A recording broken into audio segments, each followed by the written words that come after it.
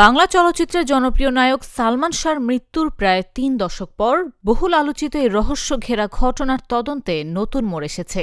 মৃত্যুর প্রকৃত কারণ উদ্ঘাটনে তার মরদেহ কবর থেকে উত্তোলন করে পুনরায় ময়নাতদন্তের অনুমতি দিয়েছেন আদালত। কালার এক্সপার্ট ডার্ক স্যাপ এবং মাইল্ড অন হ্যান্ডস টেকনোলজি সমৃদ্ধ অরিক্স অ্যাডভান্স ডিটারজেন্ট পাউডার আপনার লন্ড্রি এক্সপার্ট। ঢাকার মেট্রোপলিটন ম্যাজিস্ট্রেট জুয়েল রানা গত ২৪ মে এ আদেশ দেন। মামলার তদন্তকারী কর্মকর্তা সিআইডির পরিদর্শক জিয়াউল মোরশেদের আবেদনের পরিপ্রেক্ষিতে আদালত নির্বাহী ম্যাজিস্ট্রেটের উপস্থিতিতে মরদেহ উত্তোলন, সুরতহাল প্রতিবেদন প্রস্তুত এবং ময়না তদন্তের নির্দেশ দেন। বুধবার বিষয়টি নিশ্চিত করে তদন্ত কর্মকর্তা জানান, আদালতের নির্দেশনা বাস্তবায়নের জন্য প্রয়োজনীয় প্রশাসনিক ও আইনি প্রক্রিয়া সম্পন্ন করা হচ্ছে।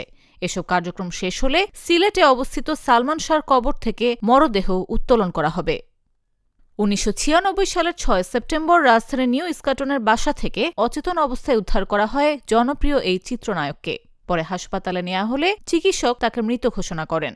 ওই ঘটনায় রমনা থানায় একটি অপমৃত্যুর মামলা দায়ের করা হয় এবং দীর্ঘদিন ধরে মৃত্যুর কারণ নিয়ে বিতর্ক চলতে থাকে।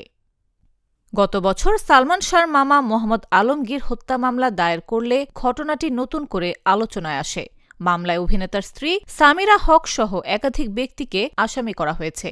অভিযোগে বলা হয়, এটি পরিকল্পিত হত্যাকাণ্ড ছিল। তবে অভিযুক্তদের পক্ষ থেকে এসব অভিযোগ অস্বীকার করা হয়েছে।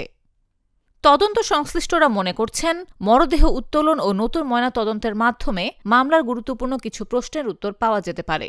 একই সঙ্গে প্রায় ৩০ বছর ধরে আলোচিত এই মৃত্যু রহস্যের তদন্তে এটি একটি গুরুত্বপূর্ণ পদক্ষেপ হিসেবে বিবেচিত হচ্ছে। এখন সবার নজর সিআইডির পরবর্তী কার্যক্রমের দিকে। নতুন তদন্ত কি সালমান শাহর মৃত্যুর প্রকৃত রহস্য উন্মোচন করতে পারবে? সেই প্রশ্নের উত্তর খুঁজছে দেশজুড়ে তার ভক্ত ও সাধারণ মানুষ।